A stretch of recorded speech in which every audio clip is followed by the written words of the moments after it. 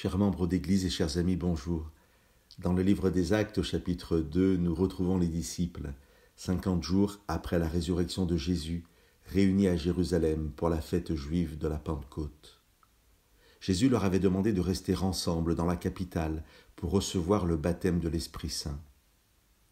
Ainsi, aujourd'hui, dans la tradition chrétienne, la fête de la Pentecôte célèbre cet événement de la réception de l'Esprit par les disciples. Lorsque Jésus s'était fait baptiser plus de 3 ans auparavant, la Bible nous dit que l'Esprit Saint était descendu sur lui comme une colombe. Jésus alors pouvait commencer sa mission de réconciliation du Père avec ses créatures.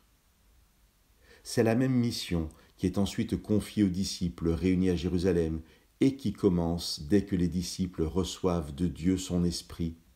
Ce jour de la Pentecôte, rempli de l'Esprit, l'apôtre Pierre prêchera à la foule juive réunie et environ 3000 personnes reçoivent le baptême, convaincues elles aussi par l'Esprit Saint de donner leur vie à Jésus-Christ. Les dernières paroles que Pierre adresse à la foule avant le baptême sont à lire dans le chapitre 2 du livre des Actes, à partir du verset 38. « Changez radicalement, que chacun de vous reçoive le baptême au nom de Jésus-Christ pour le pardon de ses péchés, et vous recevrez le don de l'Esprit Saint, car la promesse est pour vous, pour vos enfants et pour tous ceux qui sont au loin, en aussi grand nombre que le Seigneur notre Dieu les appellera. » Pour tous ceux qui sont au loin, en aussi grand nombre que le Seigneur notre Dieu les appellera. Cette promesse est donc pour vous et moi. Jésus avait dit à ses disciples avant de monter au ciel, « Vous recevrez de la puissance quand l'Esprit Saint viendra sur vous et vous serez mes témoins. » Que nous puissions vraiment accueillir cette parole pour nous ce matin.